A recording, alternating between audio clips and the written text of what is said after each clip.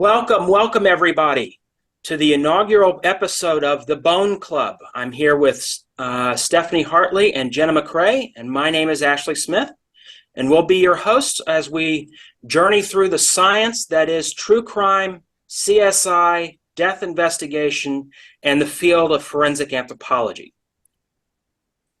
The goal of this podcast is when we look at the media landscape that is today. You have true crime podcasts that are very popular. You have television shows such as CSI and some of the others. For our, when we were coming up, it was Bones. I never liked the show, but many in my cohorts did. We also have crime novels that seem to be really popular these days in conjunction with the spicy novels. So we see all these different things that talk about death investigation, that talk about, to an extent, forensic anthropology, but there isn't much of a discussion as to what that science is. So you'll read or you'll see or you'll hear on forensic files that the shape of the skull indicated that the person was African American. What does that mean? How did we come up with it? What's the science behind that? That's the goal of this podcast. And we also want to discuss the field of forensic anthropology and what's going on in it. How are things going? How do we do what we do? And how does this field constantly change?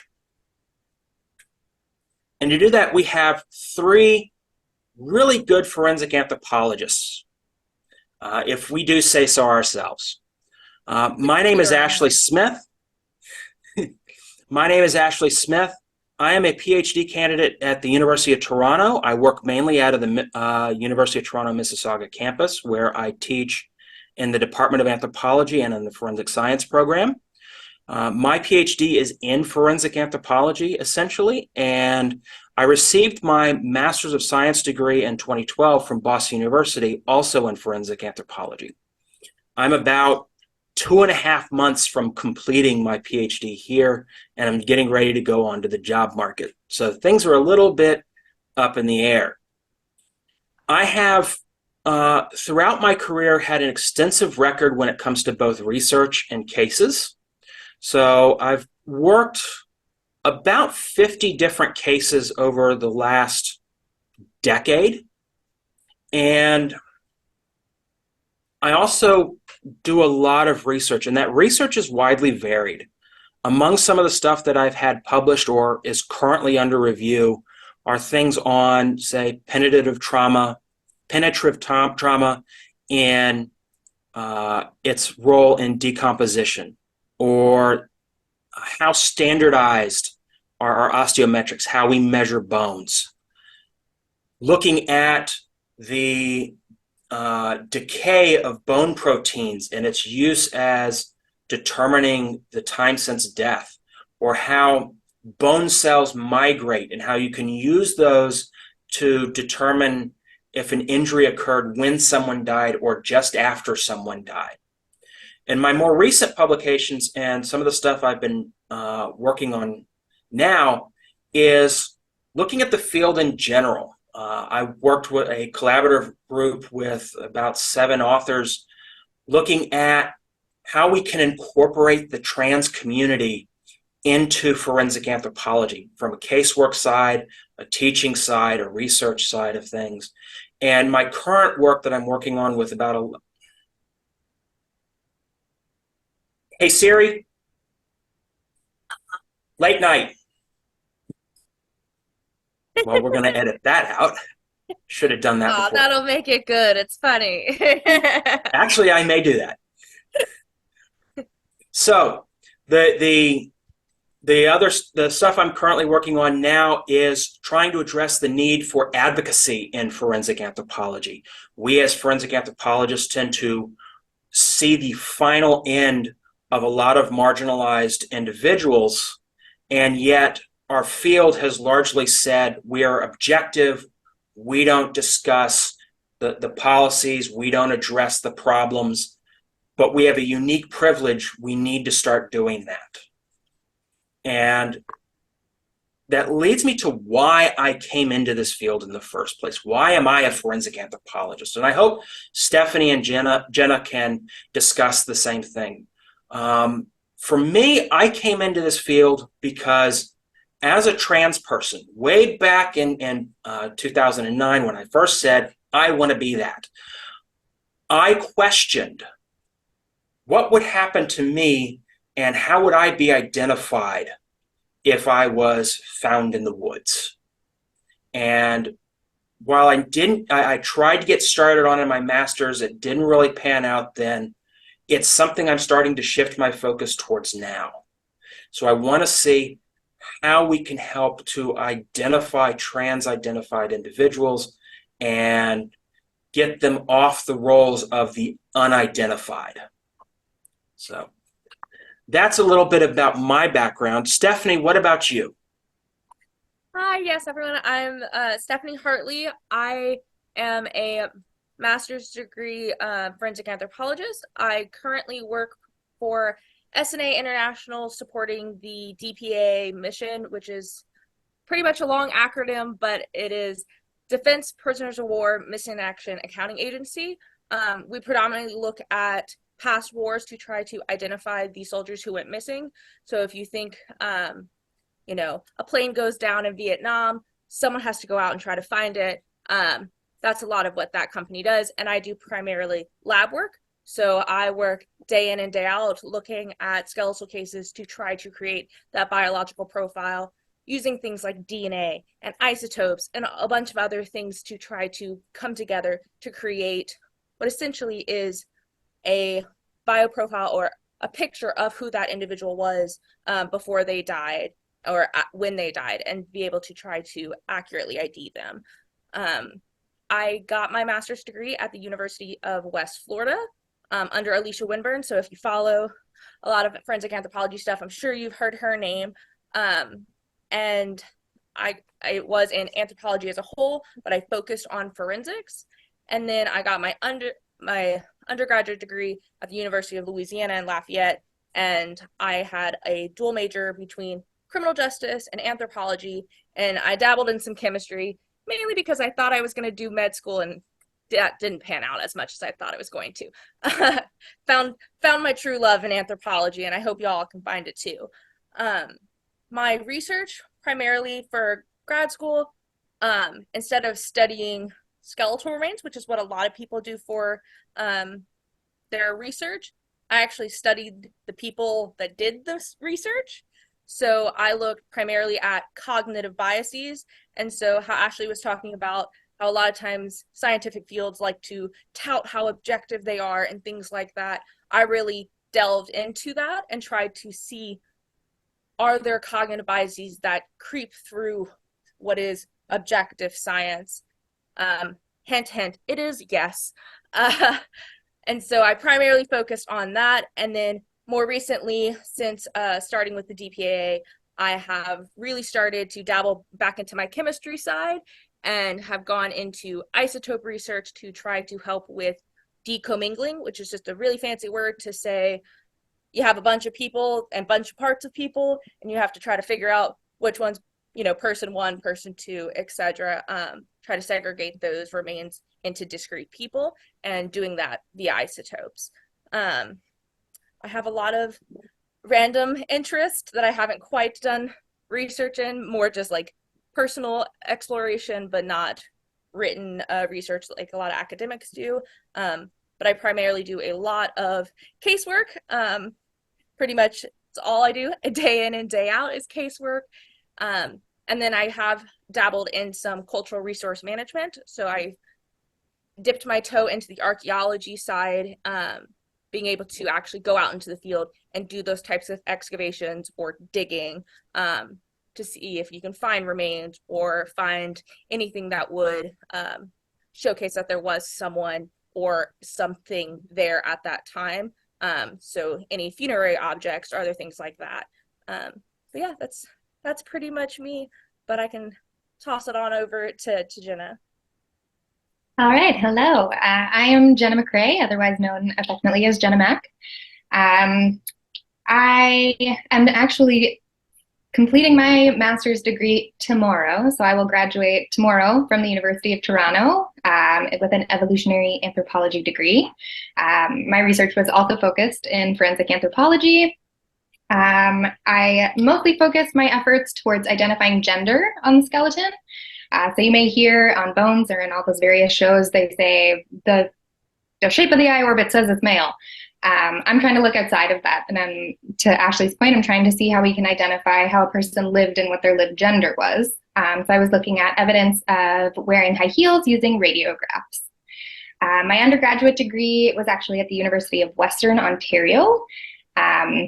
And I was doing that in rehabilitation sciences. So I've always really loved studying people and the way that people work. And I just kind of switched on over to the way that people lived and then how I can see that when they die. I've always really loved helping people, and I love the idea of bringing loved ones home to their people. I'm probably the babiest of the group here in terms of my expertise in forensic anthropology. I have been on a handful of cases, so real field work, but I'm just working to figure out what my next stages are. Sounds good. And Jenna actually works with me. We're both in the exact same lab. So I've tried to take her under my wing and tried to show her some things. And she's done very well. So actually, that does bring me up to bring up a question. And it's the purpose of this particular episode. We've talked a lot about forensic anthropology, how we are forensic anthropologists, what we do, how we do things. But we didn't answer the question, what is forensic anthropology? Now, I know there's the Wikipedia answer. We study someone's bones and try to find out their ancestry and their sex and their stature and their height, what we call the bioprofile. We try to understand who that person is biologically and what happened to them. But what is forensic anthropology really beyond the Wikipedia? What do you think? I like to think of forensic anthropology as the science's closest connection to humanity, because depending on, what school you go to, your anthropology degree might be a BS or, Bachelor of Science, or a BA, Bachelor of Arts. And I think it really is both. I think we are a perfect mixture of, yes, science. We look at, skeletal and biological remains to try to create that type of identification. But we do so much more than just a bioprofile, more than just a trauma assessment. We really are, that speaker for the individual who died, and being able to tell, the last moments before they died and who they were as a person.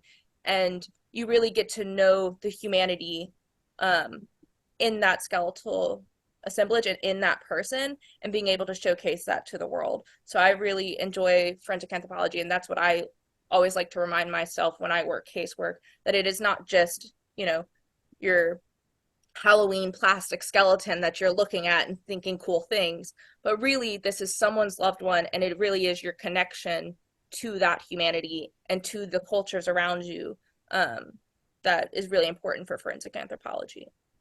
Yeah, broadly stated, to me, anthropology generally is just the study of humans. It's the study of where we came from, where we're going, what we've done, what we're doing. And forensic anthropology is the application of what we know about all of those things and how all of them interact in a person's life and in a person's death, and how we can use that information to not only identify them, but to figure out how they lived and how they died. Yeah, see, I mean, for me, it's those things and something a little bit different. It is the science of death. It is the anthropology of death. It is the one thing that unites all people, all cultures, all nations. Not to get too dark, everybody dies. Quote Everyone. George Rube. Everybody dies. And our field studies death. We are the science of death. We are the anthropology of death. we are the ones who see people at their most vulnerable state, because nobody they can't speak up for themselves anymore. That's our job, is to speak up for them. Find out what happened to them. But as Jenna said, what is their lived experience? And I think that's what's changing in our field, because our field for the longest time was just that pure methodological, what do we have on the table? And now when you start to see effectively what is our generation of anthropologists, we're asking, no, what is the lived experience of that person? What made that person That's the that person? best way to help them. What were you saying, Jenna? Just like what made that person, you know? Yeah. Thinking What makes that person that person? What makes them unique? What makes them them? Mhm. And why is it we want to erase it in death? We can't erase it in death. So I think that is our ultimate goal. Now, we can't ignore some of the stuff that we've done in history, the bioprofile and things like that, but we do have to expand on what we do. And that ultimately is forensic anthropology. That's something that I'm trying to do and a lot of other people are trying to do. We want to bring back the anthropology in forensic anthropology. Right. bring back the human. Forensics is just a descriptor. We Yeah, are anthropologists first. And it we do is. forensic anthropology because, there's laws and legalities behind it, which is what totes it as forensic. But really, we are anthropologists first. And being able to put our little anthropology hat on first is really important. And then forensics is just that feather in the cap instead of the entire hat, Mhm. for lack of a better metaphor. No, that was a great metaphor. It is a great metaphor, and it brings me to the next thing. It just a thought in my head. I recall when I first got started in a professional organization. It's called the American Academy of Forensic Sciences. It's one of the largest forensic science organizations in the world. As a matter of fact, Stephanie and I are both members of that organization.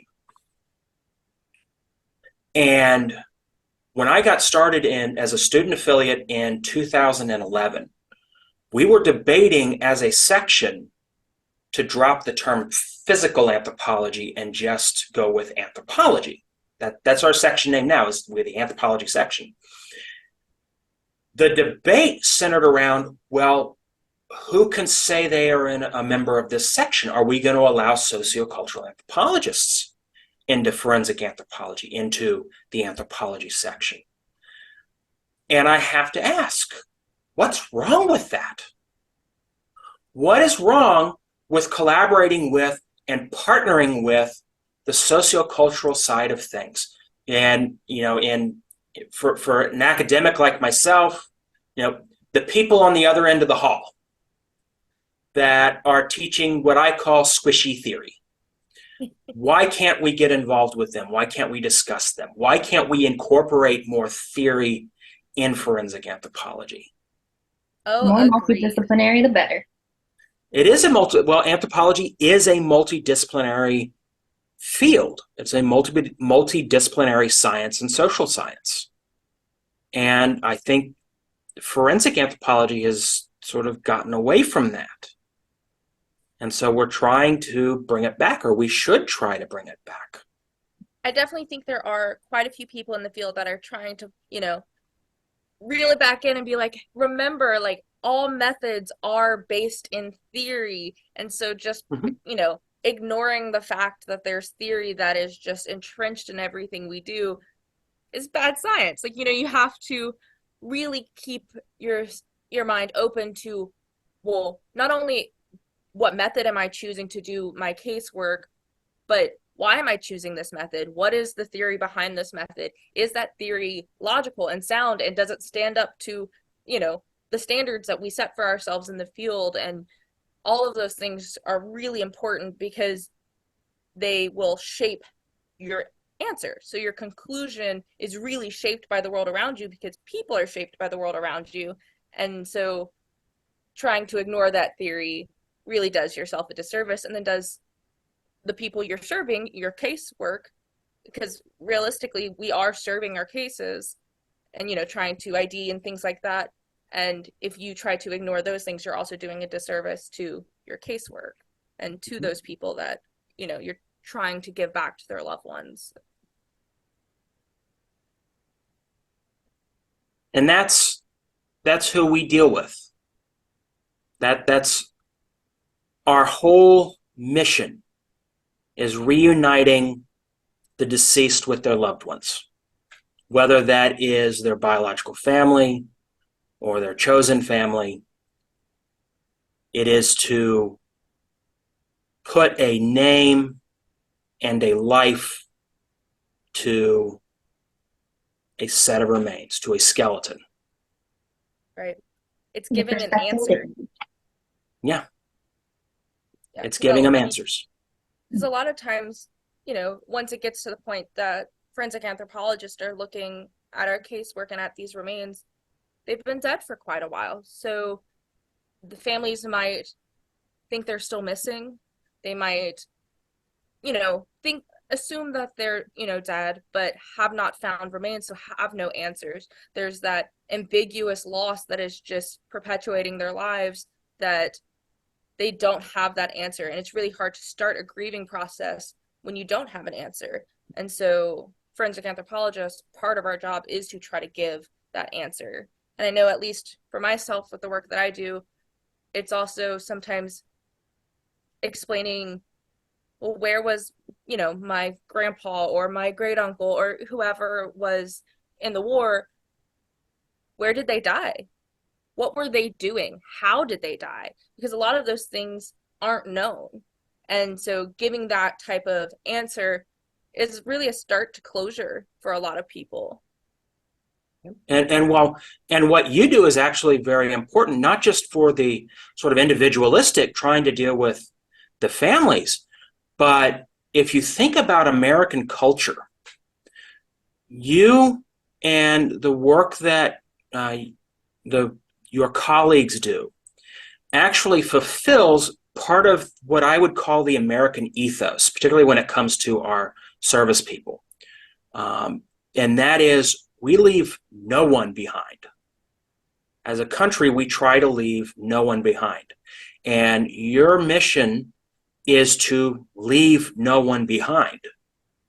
No and human gets left behind. What? No human gets left behind. Yep, no human gets left behind.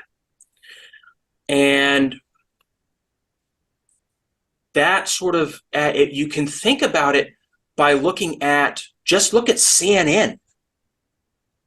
I mean, it feels like once a month, once every other month, there's a news story where your outfitter, the DPAA, has identified somebody and brought them home to their families.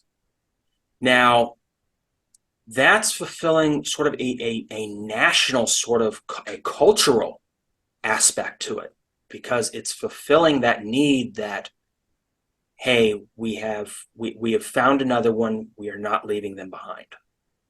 And I think it's also, I mean, it's very easy for a lot of people to connect to that as far as military is concerned, because it is often, a saying of no man left behind for military.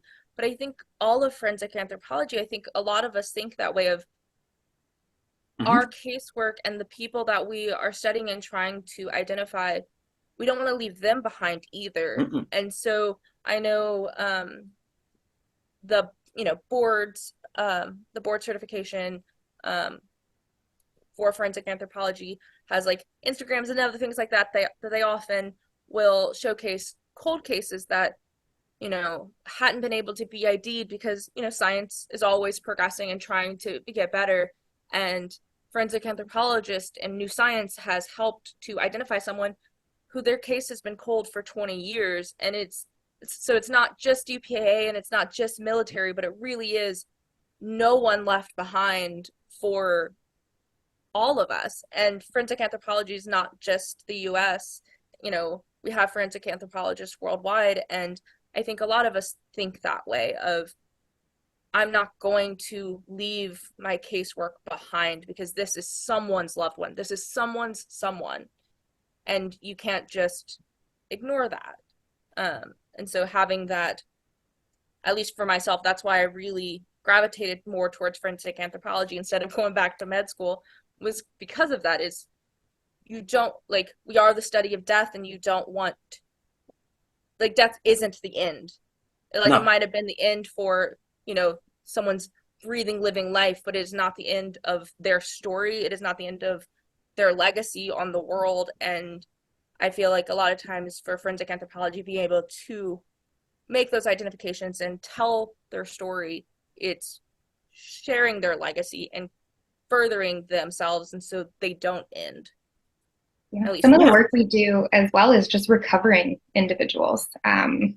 If you think of a house fire, when somebody perishes in a house fire, somebody may want to come home to that house. And one of the important jobs that we have is making sure that we recover all of that individual's remains so that they can be laid to rest however the family wants to lay them to rest, and just ensuring that not only does no human get left behind, but no, to the best of our abilities, no part of that human will be left behind. yeah. I mean, and here in Ontario, we deal with Indigenous remains from time to time.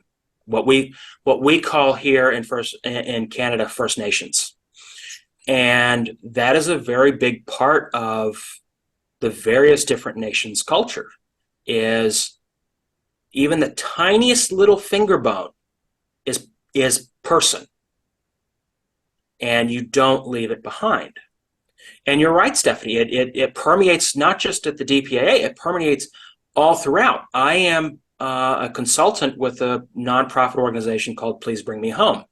The whole purpose of the organization is to sort of investigate and search for cold case missing persons. And my job is to go through whatever they find and to see, yeah, we may have someone here. And trying to help those investigators figure out where they should search and where they shouldn't search.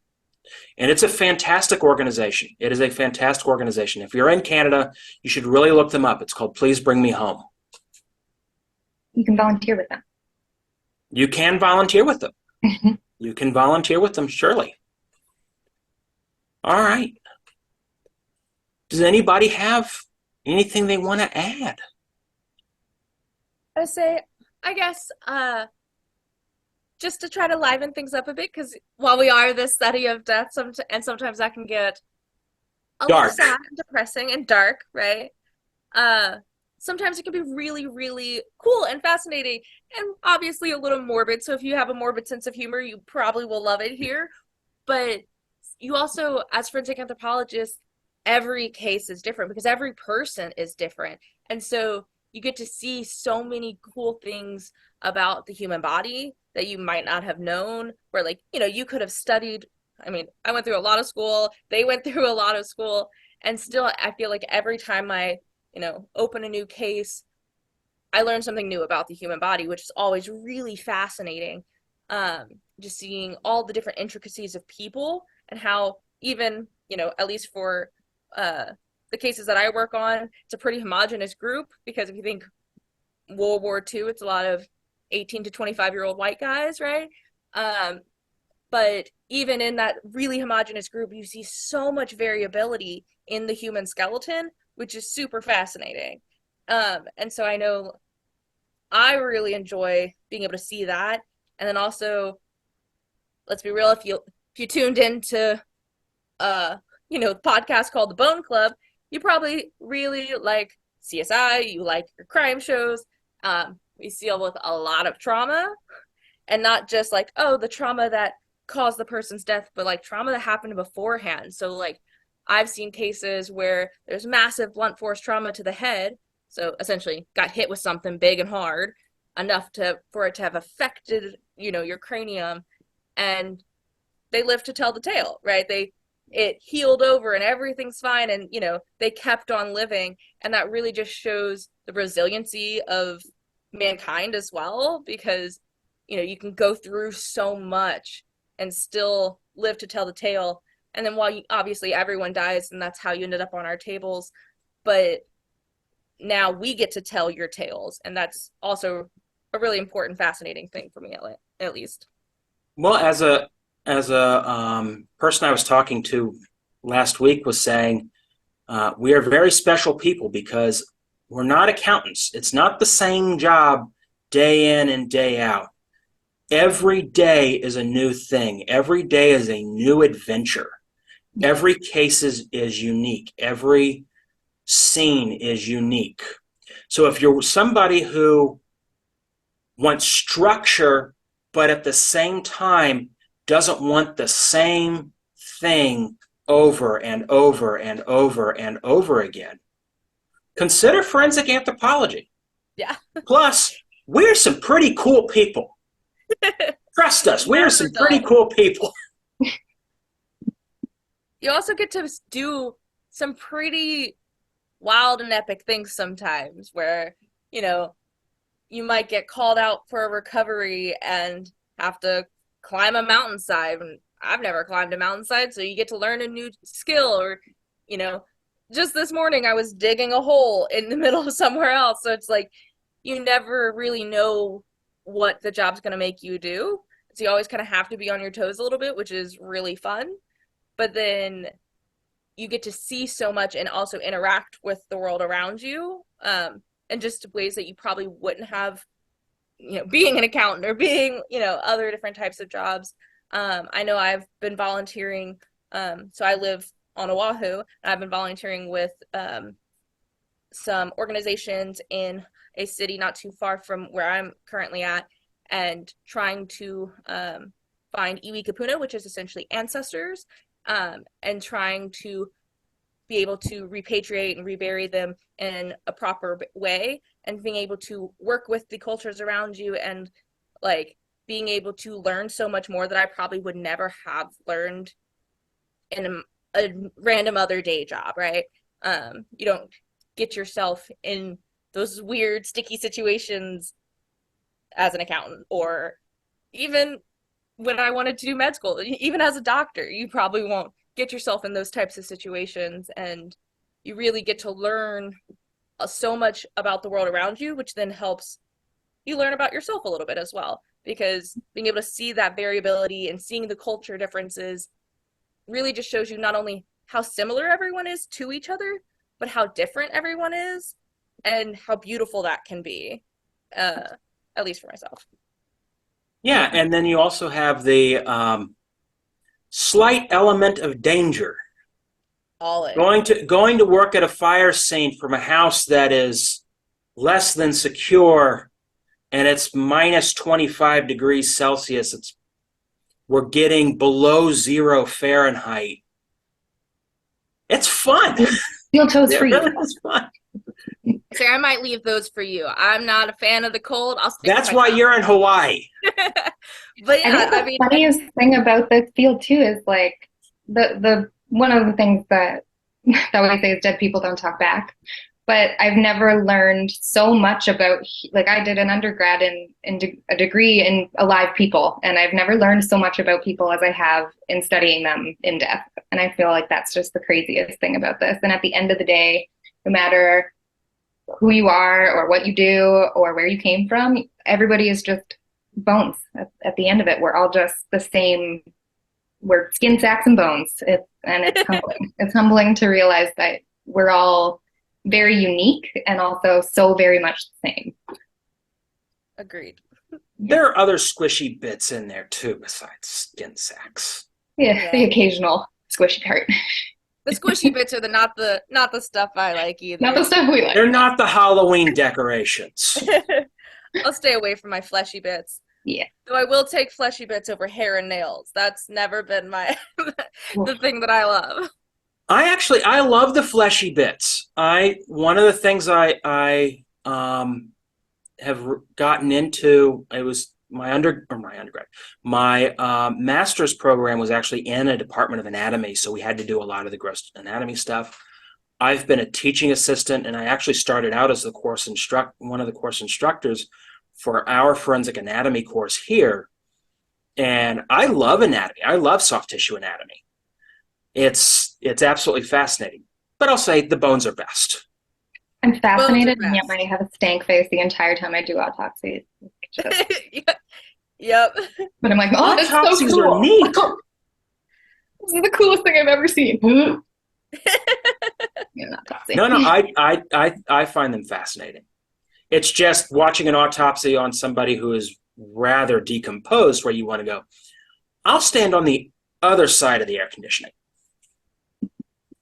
I would say I'll take the smell of decomp over the smell of burned remains because let's be real, it just smells like fried chicken, and that just feels weird. No, Like not fried people chicken.